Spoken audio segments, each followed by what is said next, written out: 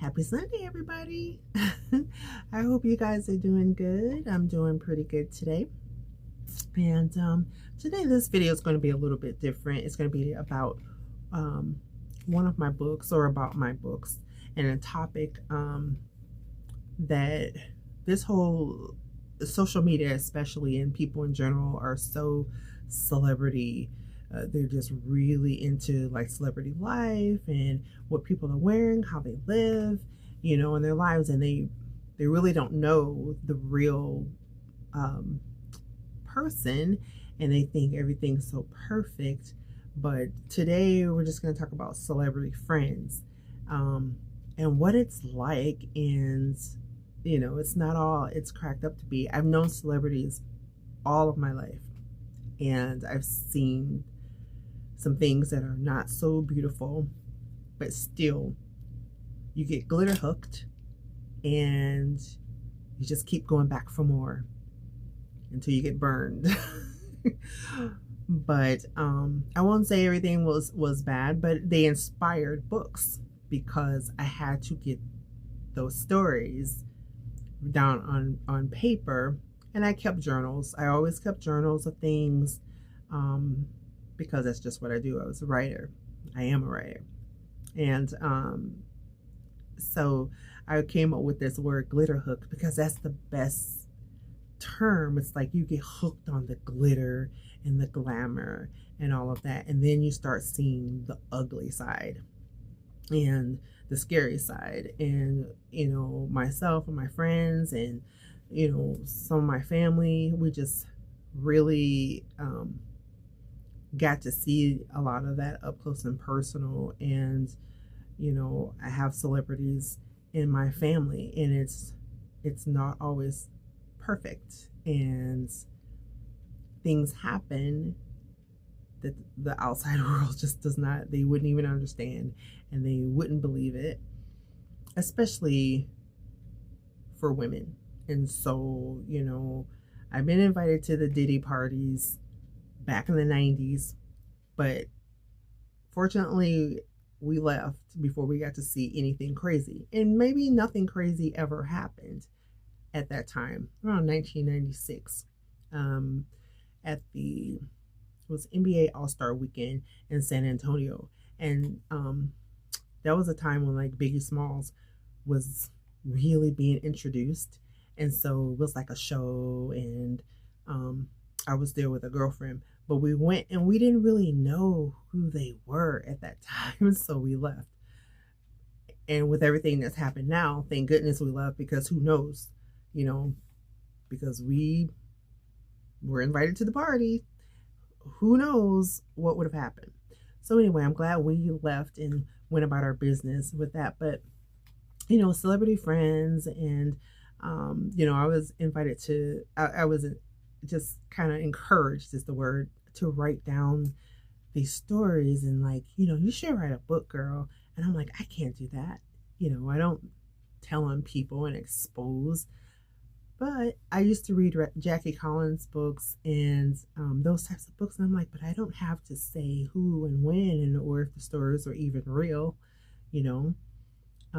because most things that people write about are inspired in some way. I mean, someone said once that when authors write, most of the time it's autobiographical. And I believe that, because otherwise it just wouldn't be as believable if something about it wasn't in them and that they had experienced. So I started writing, and in 2011 or so, the Mulholland Diaries came about. I came up with that title, and I just started writing, and these women, these characters started really telling their story. And so I was just writing and writing until the book was completed. And sometimes I still can't believe it that I wrote it, but those stories are really, they're really something. And because women, especially in the whole celebrity life, it's almost like a sacrifice. If you want that life, there's a price to pay. And so I really wouldn't trade places with what I've seen. And yeah, but so I wrote that book, and then I wrote the second book, The Hollywood Girl, which I really related to. And this is the cover of the book, The Hollywood Girl. It's part 2 to the Mulholland Diaries. These books are set in Los Angeles. And so this book is about a girl named Alex who was she just moved to LA. She was a makeup artist and that's what she wanted to do. But then she ended up meeting one of the biggest movie stars in the world. And he married her. You know, they fell in love and they got married. And it was all downhill from there. So, but I just wanted to read just an excerpt from, like, it's Act 2 is the second part. You know, it says Hollywood Ever After. In Tinseltown, dreams and nightmares are one and the same. And that is so true. But I'm going to read this chapter titled Glitter Hooked. And her name is Alexia, but Alex is what she goes by. So, and these books, a lot of the time, I wrote them in first person because it's like their diary. They're telling their story. So this says, Glitter Hook says, when I married Hayden, that's Hayden Jones. He's this big, larger than life action hero movie star. So she says, when I married Hayden, I didn't really know him in the truest sense. I admit that. But I do know that I loved him. That is everything I got to know about him in the short time we dated. The way I always felt relevant and special when I was around him, and that I was compatible with him and comfortable with him, which is something I really felt with anyone. He knew my flaws and still held me on this unattainable pedestal. I would have never rejected his proposal. He'd surely take care of me in every way. We would fill the blanks in along the way. I'm sorry, I don't have my reading glasses on, so I apologize.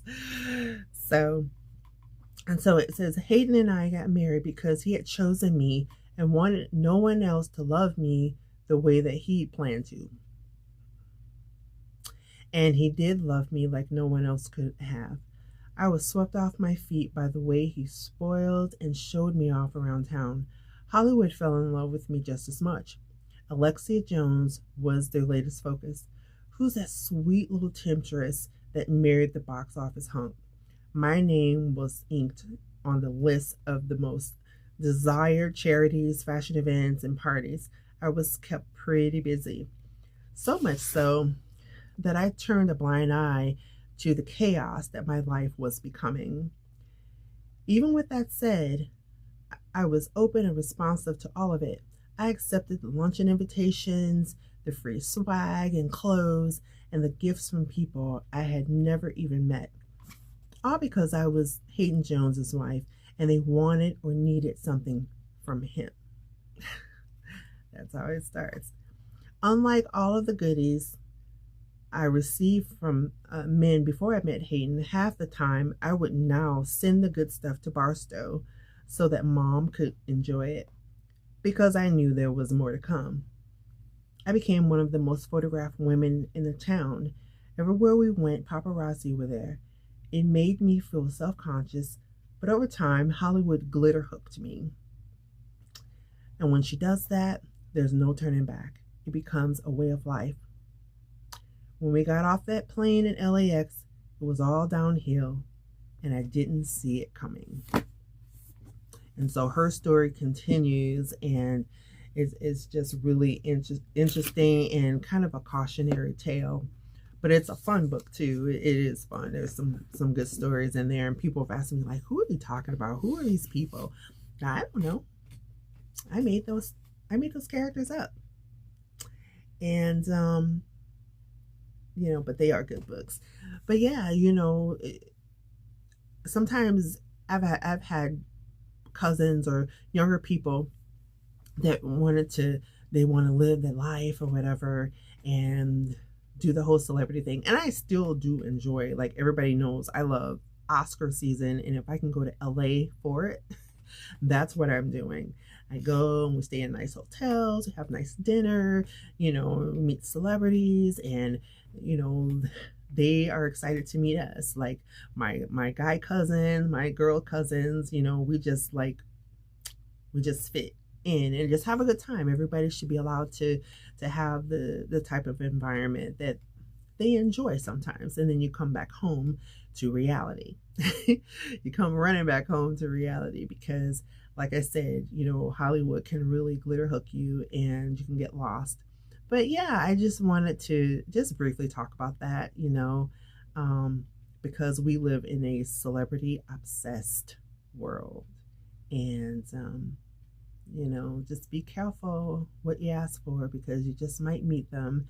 And I'm just glad that I grew up and found my real life and married my husband. And even though he allows me to still like the glittery things that I enjoy, because to me they're just fun hobbies and I have fun. And then I get to have fun with my family with it because some people in my family they like it just like me.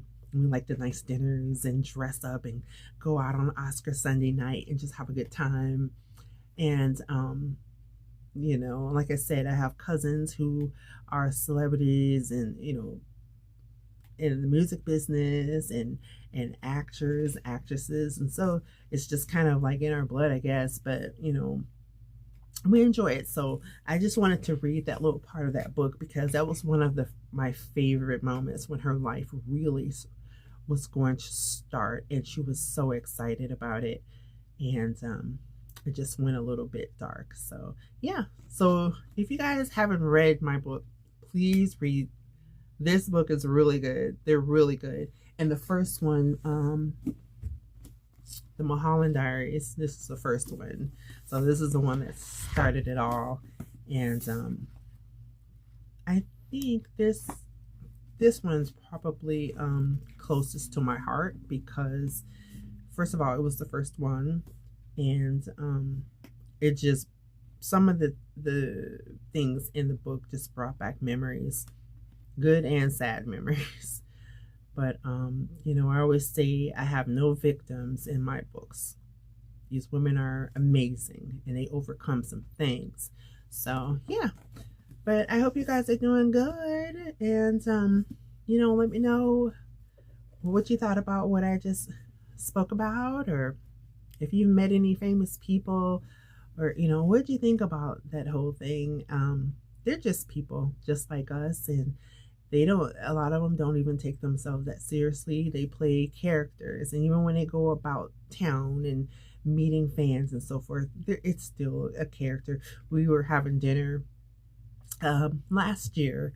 We were at the Beverly Hills Hotel Oscar Sunday night and just having a good time with my family in the Polo Lounge. And the table next to us had a lot of people. There were celebrities all over the hotel, of course, because they were staying there as well. And so, and then Tobey Maguire just came in and sat at the table next to us, and I knew it was him. My cousins were like, "That's not him," and I'm like, "I know, that's Tobey Maguire." And also Sarah Gilbert was there, and some other people. It was really fun, and it's really like magical on Oscar Sunday night. I probably even spoke about it. As you can see, I just really really love it. But yeah, so I mean, it's fun. That's the part I like, and anything else, that's not my life. I just like the attention, I guess, because he seemed just as excited like to meet me as I was to meet him, because I've always loved his movies, and I think he appreciated the fact that I was telling him how much I enjoyed his movies, and I meant it, because I've been watching his movies since he was probably a teenager, I don't know. And yeah, so they're just people. So I just wanted to share that, you guys, that little part of my life, and my life as a writer. And check out my website, lavetsandI.com, and just read about some of the things. And if you You can get the books there, or just read a little background on me and everything. But yeah, I'll talk to you guys later. Have a good Sunday, and be good. Take care. Bye. Oh, and also, before I forget, Roxy's here. Say hi, Roxy. Aw. Hi, Roxy. All right. Have a good day, guys. Bye.